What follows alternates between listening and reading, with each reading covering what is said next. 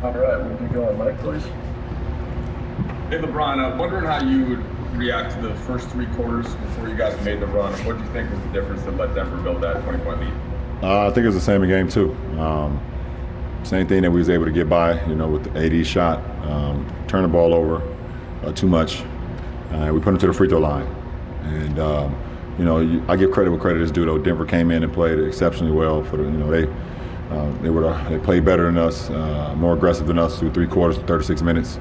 But we got there's a penalty in the third quarter with like 9.5 minutes to go. And we had some turnovers that led to some easy buckets for them. We had 16 turnovers for 25 points, and we put them to the line 29 times. So it's not going to be winning ingredients for us if we continue to do that. And we knew that even after game 2, we talked about that, trying to assure that. So we got to be better in that game 4. Frank talked about the importance of touching the paint off drives or whatever when a team is packing it like Denver has and so many teams have.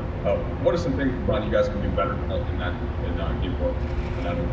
No, I think offensively, at times we were very good. At times we weren't, I think we just got to do a better job, like you said, of Coach was saying, getting to the paint, and once the defense collapsed, just finding our guy's weak side. Either if it's a guy that's slashing, through the weak side into the paint, if it's a guy that's spotted up on the outside, or if one of our bigs getting behind the defense for a lob. So Denver's been a pretty good defensive team all year, and we understand that. So I'm looking forward to seeing our film, our film session tomorrow, and continue to get better.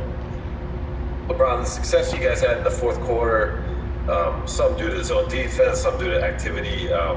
Was it just a matter of upping the intensity level? Was it giving a different look that Denver wasn't anticipating? How do you account for the run you went on? I think it's a little bit of both. I think we played with a lot more energy, and we understood we had 12 minutes left to try to make a game of it. We was able to do that.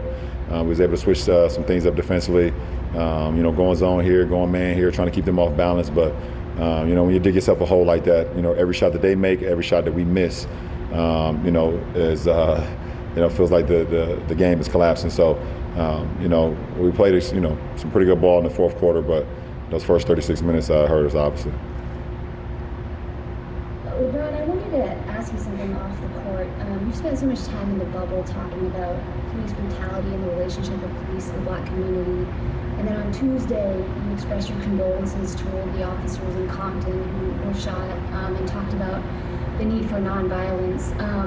There's this sort of narrative and this framing that emerges from some people that frames your position in talking about police brutality as something that incites violence against officers. And the LA County Sheriff obviously had that kind of implication last week, I think, when he asked you to contribute to the reward.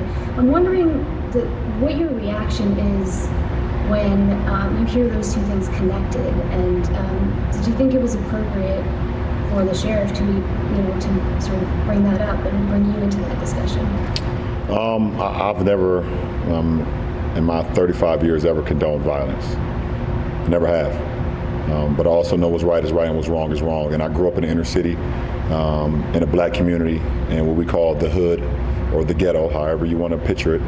And I've seen a lot of counts firsthand of a lot of black people, being, I guess, racially profiled because of our color. And I've seen it, throughout my whole life. And I'm not saying that all cops are bad, because I actually, throughout high school and things of that nature, and I'm around them all the time, and they're not all bad. But when you see the videos that's going on, and you can see all over not only in my hometown, but all over America, you continue to see the acts of violence towards my kind. I can't do nothing but to speak about it and see the common denominator. But not one time have I ever said, let's act violent towards cops. I just said that, what's going on in our community is not okay. And we fear for that, and we fear for our lives. It's something that we go on every single day as a black man and a black woman and a black kid or a black girl. We fear that moment where we're pulled over or I just seen something I believe yesterday or the day before of a guy in Wisconsin was renting a house, and the next door neighbor called the police on him, and the police came in the house without a warrant, without anything, and arrested a guy, a black man, because he was sitting out on a porch. And if you can't tell me that's not racial profiling, then I don't know what the hell we're looking at. But I do not condone violence towards anyone, police, black people, white people, anyone of color, anyone not of color, because that's not going to ever make this world or America, what we want it to be. So, and I have zero comment on the sheriff. Allison? All right, Kyle?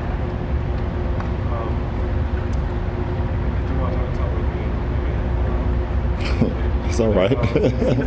I can switch on and off. I can do it. But the turnovers you had, you mentioned the turnover issues. Is there a common denominator with where those are coming? Is it risk? Is it something Denver defensively? It's some of the risk passes that we're making, including myself. I mean, I had 5 turnovers in the first half. I had 1 in the second half. So I understood what I was doing in the first half and made an adjustment. There's some passes that we've been able to complete throughout this season that versus Denver, we got to be a little bit more careful and make more sound plays with the ball. And protect the ball, because like you said, or like we always preach, every possession is very important. And when you give up 25 points off 16 turnovers, it's not good. And we did the same thing in game 2. We had 24 turnovers, and luckily it didn't bite us in the butt, but it should have.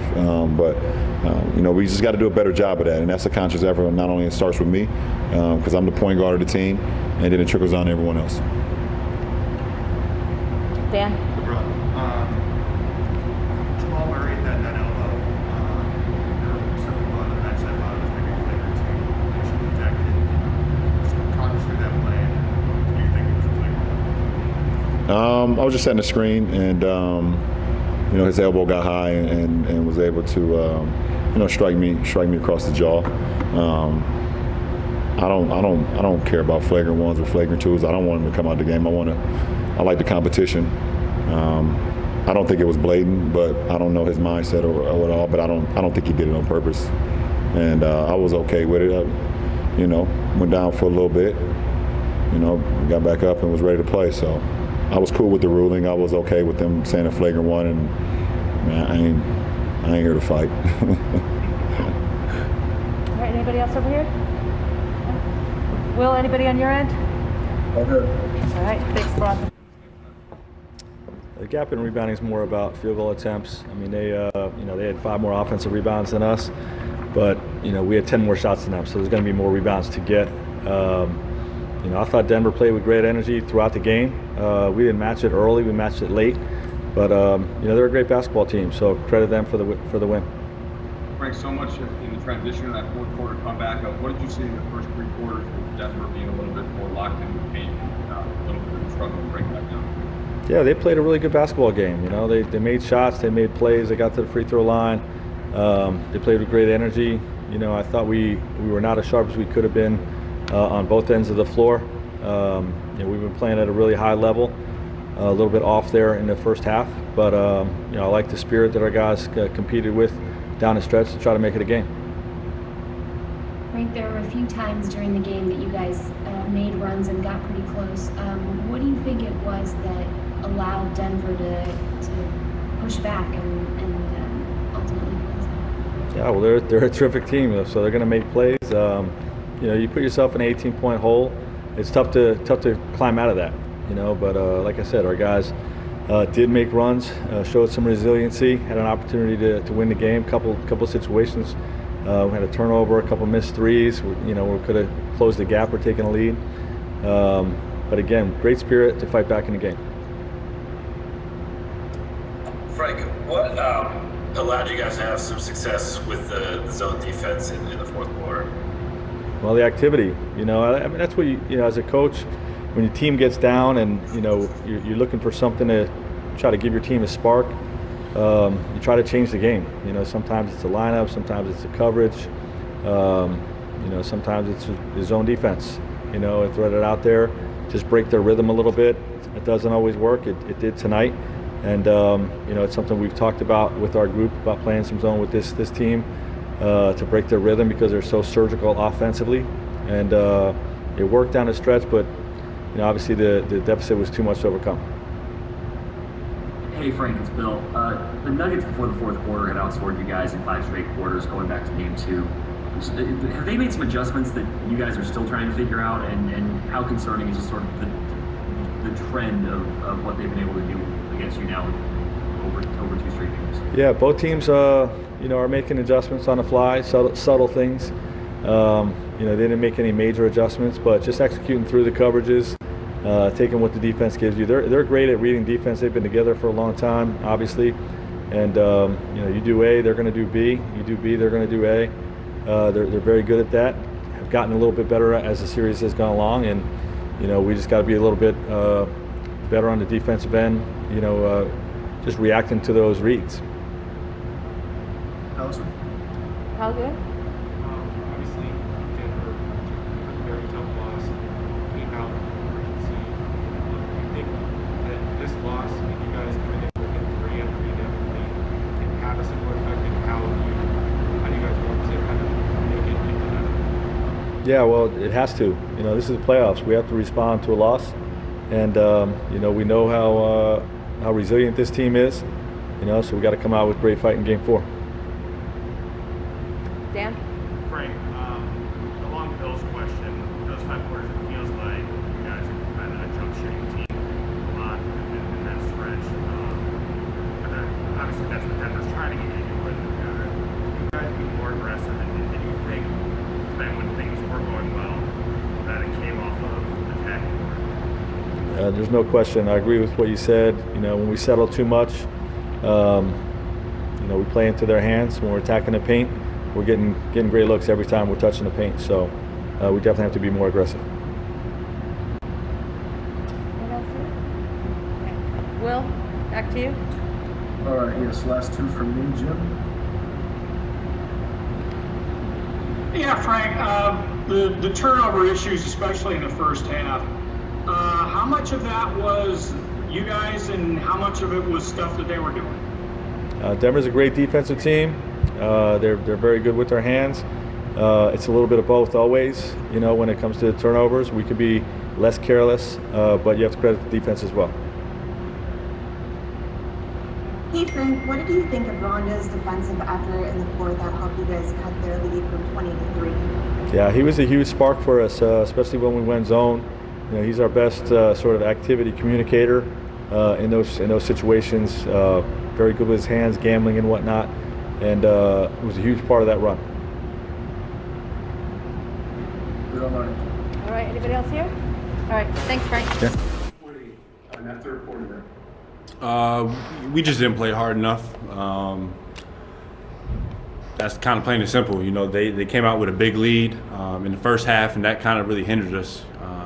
You know, we were down 20 at one point, got it to 10 at half, played a little catch up pretty much the entire second half, got it to 3, and then 12 times, made 10. All right, let's hear what Michael Malone has to say. Players in the world. And you know, we knew going in what we're going to get every night from Nikola, from Jamal, and then you always wonder, well, who's going to step up and be that 3rd scorer? And tonight for us, obviously, Jeremy came through in a big way on both ends of the floor. So, you know, proud of Jeremy. It was great to see him have some success offensively because he's been working so hard at it. So his hard work was paid off tonight. Next we'll go to Harrison Wind. Harrison, go ahead. Hey Michael, obviously a big night for Jamal. He hit a lot of big shots for you guys, but some of the other parts of his game, I mean, how he was hitting Nicole on a lot of those pocket passes, specifically his passing, like how big of an improvement have you seen from him in that, like over the last year, I'd say? Yeah, I think it's really improved. And when you look at these 3 series we've played so far, you know, he's starting to get the respect from the other teams and their game planning. They're blitzing him, they're double teaming him. They're giving him so many different looks. And that's what, part of being an all-NBA type of player is about. And when you do that, you have to be a willing passer. So he gets 12 assists tonight, 4 turnovers. Obviously, as a team, we were up big in that fourth quarter. We allowed them to make it a game. They went to their zone. They turned up the pressure. And I believe we had 9 turnovers in the fourth quarter alone, which can happen. We eventually settled down, and Jamal made some big baskets down the stretch. But, yeah, I would say Jamal is a complete basketball player. He's not just a scorer. He's a playmaker. He can rebound for his position. And I think these 16, 17 playoff games has been the best stretch of defense that I've ever seen him play. Next, we'll go to Malika Andrews. Malika, go ahead. You guys were the team last game that was down big and then battled back, and then there was that yo-yo down the stretch. Being on the other side of that, does that help you in any way that you've been in their shoes into that mindset so you know who you're playing against? Yeah, well, the clock starts moving really slow, and especially when you have LeBron putting his head down and driving, Anthony Davis out there. But we know that there's a lot of time left. No lead is safe, especially against a team like that. And that's where I'm not sure what they cut it to, Malika, whether it was 1 or 3, but it got to be really close. And that's when I was proud that we gave up our lead, but we didn't collapse. We withstood their run, their punch, and we had the poise to get ourselves out of it. And that's a sign of a team that's been in a lot of close games, to your point, and has won a lot of close games in the last 3-4 years. All right, next we'll go to Mark Kisla. Mark, go ahead. Basically following up on that, because my idea was you lost a really tough one in game 2, and they close it to 99-96 here. What gave you the belief that this time your guys would close it out and win this game? Well, I think for me, what gave me the belief is that we've been one of the best closing teams and clutch teams in the last few years. And led by Jamal Murray and Nikola Jokic. And then when you had Jeremy Grant making the plays that he was making, and we believe, this is to me kind of similar to last series. Game 1, the Clippers blew us out. Game 2, we win. We felt in game 3, we gave that game away against the Clippers. Well, the way we looked at this situation coming into tonight was they blew us out in game 1. Game 2, we gave away at the end. And so we had to right that wrong and try to get a game under our belt, which we did tonight. So this gives us just that much more confidence, kids, going into this series, letting them know that we're here, we're in this for the long haul, and we're going to continue to fight and do whatever we can. Next, we'll go to Rachel Nichols. Rachel, go ahead. Jamal Murray's growth between last year's playoff and this year's playoffs is pretty exceptional. What would you say has gone into that? It's funny, Jamal and I have so many conversations, one-on-one conversations, a tremendous relationship with him, which I really value. And he came to me last year, kind of after the playoffs, and he says, Coach, what drives me crazy and I hate is that when you say I'm inconsistent. And he said, and what bothers me is that you're right. He goes, I know that I have to be more consistent. And so I think he's made it a personal challenge because good players are inconsistent. They can get 30 one night and the next night they get 8. Great players bring it every night. And I think what I've seen from Jamal this year, aside from the growth defensively, which has been tremendous, and just I'm so proud of him in that regard. But now I know every night what I'm getting from Jamal. Last year it was, we knew what we were getting from Nikola. What kind of game will Jamal have? Well, that's no longer the case. We have 2 superstars. We have 2 superstars in Nikola and Jamal and a lot of other really good, young, talented players behind them. So I think the difference from last year to this year, Rachel, is just that consistency and the confidence that we all have in Jamal. Next we'll go to Sam Amick. Sam, go ahead.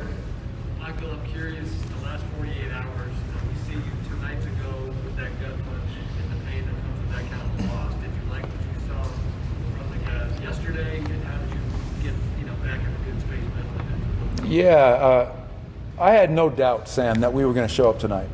And the reason I didn't have any doubt is because we've won 6 straight elimination games. Everybody always has us packing our bags and leaving, but we're not ready to go. For some reason, we love this bubble. I can't explain that, but this team loves the bubble. And yesterday when we met and we watched the film, I started off by watching the last play of the game. get the elephant in the room out of the way. Let's talk about this play, what happened.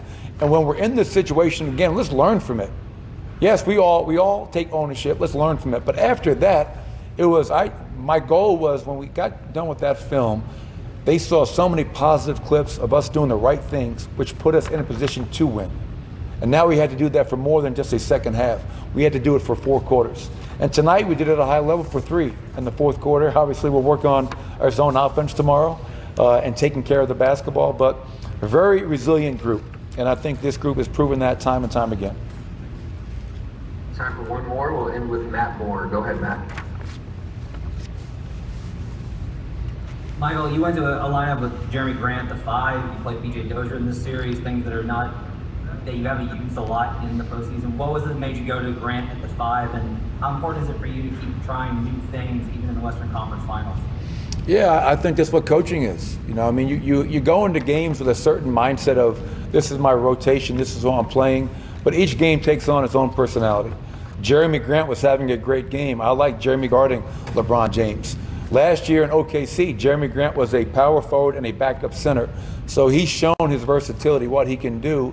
And that group was playing really well. So I stayed with it to start the 4th quarter because there was no reason to go away from it. So, as a coach, you want to put the 5 guys on the floor that are going to give you the best chance to win. And that might be a different player or group every single night.